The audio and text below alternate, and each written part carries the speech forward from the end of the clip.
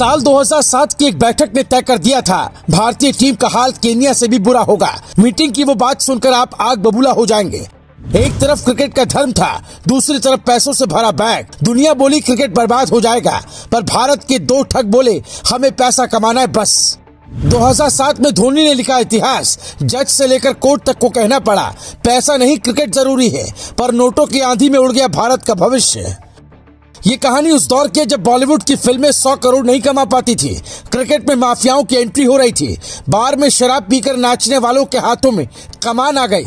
एक तरफ धरती पर धोनी नाम का लड़का कीर्तिमान लिख रहा था, दूसरी तरफ क्रिकेट के कुछ ठग अंधकार की नींव रख रहे थे, जिसका नतीजा आज आप देख रहे हैं। साल था 2007 जब बंद कमरे में एक मीटिंग हुई, जिसमें क्रिकेट के धर्म को बेचने की तैयारी चल रही थी। एक तरफ टेबल पर महाठग ललित मोदी बैठा था और उसके पीछे थे दूसरे ठग बड़े बिजनेसमैन। दूसरी तरफ उसी टेबल पर शरद पवार बैठे थे, जो उस वक्त के बीसीसीआई प्रेसिडेंट हुआ करते थे। कांग्रेस से भागे हुए शरद पवार को सोनिया गांधी ने सोने की थाली बीसीसीआई थमा दी थी। रात के अंधेरे में बंद कमरे में हुई इस मीटिंग ने कैसे भारतीय क्रिकेट को बेच दिया, ये बताएं। उससे पहले जानिए ललित मोदी कब से क्रिकेट को धंधा बनाने पर तुला था। 1996 में पहली बार ललित मोदी आईपीएल का प्रस्ताव लेकर बीसीसीआई के पास पहुंचा था। उस वक्त भी ललित मोदी का इरादा भारतीय वनडे क्रिकेट को बाजार में लाने का था।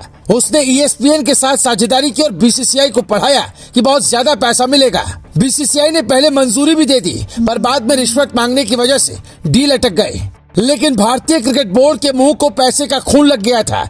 इन लोगों को जनता के इमोशन की कोई फिक्र नहीं थी, बस पैसा और अंधा पैसा कमाना मकसद बन गया। 2007 में जब MS Dhoni south Africa T20 world cup खेलने जाने की तैयारी कर रहे थे, तभी रात के अंधेरे में एक बंद कमरे में मीटिंग हुई। उसी कमरे में हमारे और आपके प्यारे क्रिकेट का सौदा हुआ। भारत में धर्म की तरह पूजे जाने वाले क्रिकेट को बेच दिया गया। इस मीटिंग में ललित मोदी और शरद पवार थे। वो बीसीसीआई के प्रेसिडेंट के तौर पर यहाँ पहुंचे थे। शरद पवार ने ललित मोदी को $25 मिलियन का चेक पकड़ाया और कहा, जाओ खरीद लो सबको। ललित मोदी ने पैसा लेकर कहा कि बीसीसीआई IPL से दूर रहे, ताकि वो क्रिकेट से नोट छापता रहे। इधर क्रिकेट का सौदा हुआ, उधर T20 वर्ल्ड कप में भारत ने पाकिस्तान को पहले ही मैच में हरा दिया। ललित मोदी को इसमें बिजनेस की उम्मीद दिखी। वो न बीसीसीआई में कोई अधिकारी थे, न ही भारतीय क्रिकेट से उनका कोई लेना देना था।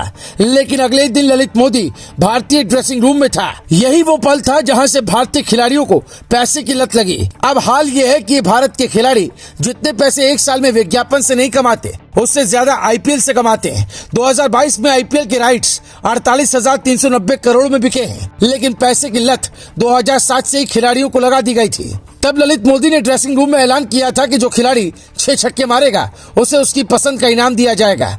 टीम के प्लेयर्स ने रोलेक्स घड़ी का सुझाव दिया, लेकिन ललित मोदी ने उनकी उम्मीद से कई गुना बड़े गिफ्ट का ऐलान कर दिया। ललित मोदी खिलाड़ियों को पैसे के फेर में फंसाना चाहता था। उसने कहा कि 6 छक्के मारने वाले को चमचमाती पोर्शे कार दी जाएगी। कुछ दिन बाद ही युवराज सिंह ने इंग्लैंड के खिलाफ 6 छक्के जड़ दिए और ऐसे भारतीय क्रिकेट की बर्बादी की गाथा लिख दी गई। उसके बाद से टीम इंडिया का हाल ऐसा हो गया कि एक भी T20 वर्ल्ड कप नहीं जीत पाई है। 2021 में तो लीग स्टेज से ही बाहर हो गई थी। पहला वर्ल्ड कप जीतने वाली टीम को खुली बस में घुमाने का आइडिया भी ललित मोदी ने ही दिया था। क्रिकेट में चीयर लीडर्स को नचाने का कल्चर वो अमेरिका से सीख कर आया था, जिसने भारतीय संस्कृति को ठेस पहुंचाई। IPL में कई बार फिक्सिंग के आरोप भी लगे, मामला सुप्रीम कोर्ट तक पहुंचा, लेकिन पैसे के खेल में सब दब गया और दम घुट गया भारतीय क्रिकेट का। Bureau report, global Bharat TV।